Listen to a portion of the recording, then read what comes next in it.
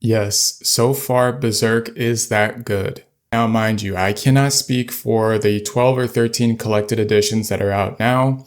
I only read the very first deluxe edition, and I can say I'm so far hooked.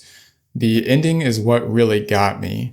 Berserk is really different from the other manga that I've read. It makes the other manga that I've read feel like baby's first manga. And I'm not the biggest manga reader. I'm way more into comics. And if you're looking for the green light from someone to say, hey, go read Berserk, I think you should definitely try it. I think you should definitely check it out. My only warning is read the content warnings for whatever volume you get. Just read the content warnings before you pick anything up. Because if you are sensitive to the content in this book, it might not be for you. You might not actually enjoy this story. Also, because this book has been out since like 1985 or 1986, something like that, I'm just going to talk pretty freely about my thoughts, my experience with this book. I'm not going to overanalyze anything. I'm sure there are people on YouTube who are way more qualified to do that stuff. I'm just a guy who enjoys stories. I'm just a guy who enjoys comics, comic books, regular books, music, and stuff like that. And I'll be honest, my first impressions of the book were, it's kind of like a roller coaster, or it felt a little bit like a roller coaster to me. The pacing to me was a little slower at the beginning. And I only say that because I didn't know the character of Guts just yet. When you first meet the character, it does start off with a bang.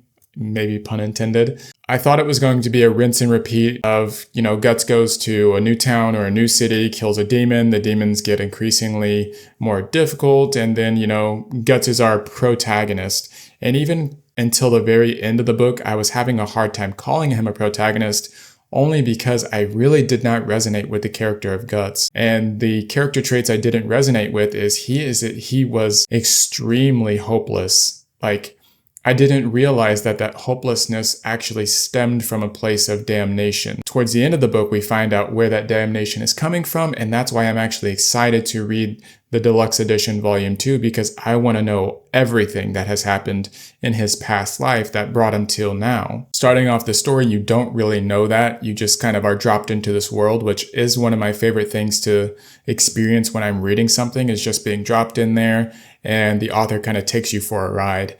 And that's kind of how this volume felt. So up until about halfway, I was so on if I even liked it or if I was feeling it or not. But then the Bahilit and the God Hand are introduced. You get way more backstory and interaction with forces that are way bigger than what we thought.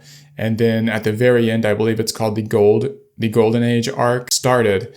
And that's when I really got invested, because you get to see Guts at his most vulnerable before the world turned him into the character that we've seen at the beginning. One thing that is worth mentioning is the artwork in here. I think if you were to look at random panels and be like, oh man, this is like excessive or over the top, I would say that the artwork lends itself to the story, because the story itself is grounded in that feeling or those themes of hopelessness and anger and fury. The way that it comes across for Guts on the page is just these depictions of destruction and darkness. I think the art style really matches the story. And Guts as a character, like I said, was really hard to latch onto for me. I was honestly on the side of Puck, where I'm this sometimes happy-go-lucky, my cup runneth over of optimism type of person.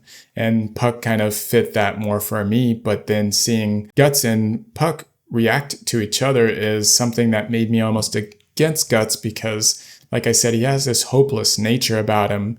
Puck has the biggest heart in this book so far, and is always willing to lend a helping hand as kind of the plucky sidekick. Which I resonated a lot more with. Puck comes in contrast with Guts. It's kind of hard to watch, because he'll literally sweater away. Don't touch me. I don't need you. You don't need me. I'm only going to get you hurt. And at the beginning of the story, I was like, dude, it's kind of over the top. It's not necessary. Towards the end, I start to understand, okay, maybe this is something that has developed from his childhood, where anybody who gets close to him is hurt, or he's experienced a true level of evil that has infested the world, and he just doesn't want anyone else close to him, because they will be exposed to the things that he's exposed to. The man can't even sleep. It's crazy. And piggybacking off of that, there are some really mature themes in here. I love a book that makes you think.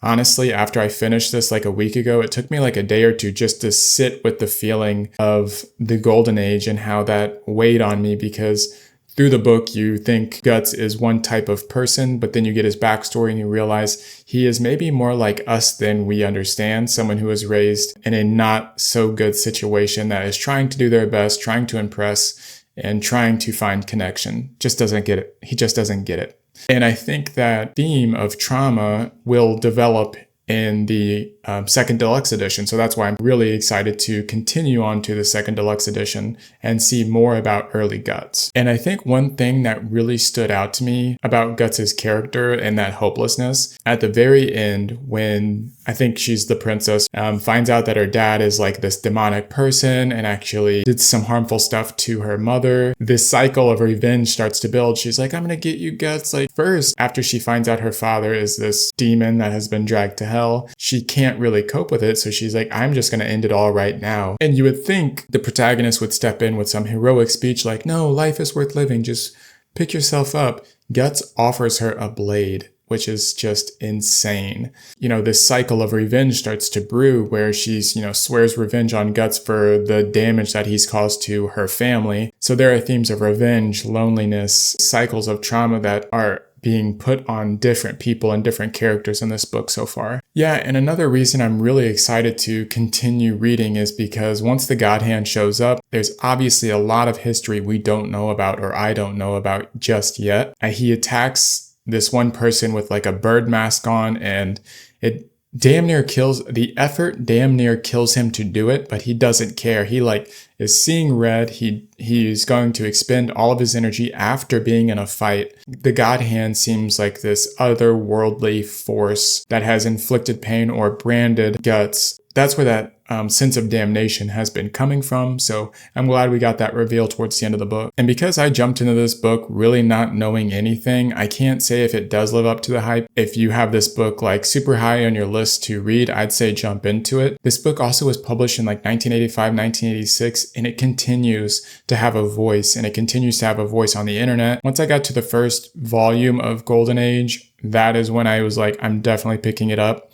I think until then, it could be considered a slow burn. If you don't like it after that, it might not be for you. Going into it, I can see the breadcrumbs for why people really, really enjoy this world. The world building is slow at first, but it really comes around towards the end of this volume. And I think getting connected to Guts is crucial, and they did that in this deluxe edition. Getting you invested in the ride is getting you invested in the characters, and by the end of this deluxe edition, they definitely did that. And as far as this specific deluxe edition goes, I think they retail for like 50 or 60 bucks. I got mine from thrift books used from a library. That's why it's all dinged and dirty. I really enjoyed reading it this way. I ordered the second one just because I'm used to this format, so I'm just going to keep collecting them this way. And I'm definitely going to pick up the second deluxe edition. This has been a bit of a roller coaster. Like I said, after reading it, it took me a few days to kind of decompress on how it felt. So again, if you really get invested in your books, just be warned that you will get connected to Guts, and the things that happened to him in his early life might really affect you. So just be warned, read your content warnings before picking this up. This has graphic depictions of violence, some other stuff in here. I think the dark stuff in here is in support of the story. There's a purpose to it. It's not just for shock value. There is purpose to it, and it lends itself to the story because it lends itself to the character and allows us to get to know who Guts is. But yeah, that's really all I wanted to say on this. I know I don't really have anything new to add. The community for Berserk is huge. This book has been out for so long, so this book literally spans generations. I couldn't say that the entire series is timeless, but as far as dark fantasy goes, I can see why this is timeless. And like I said, I'll update you on my progress for Volume 2. But yeah,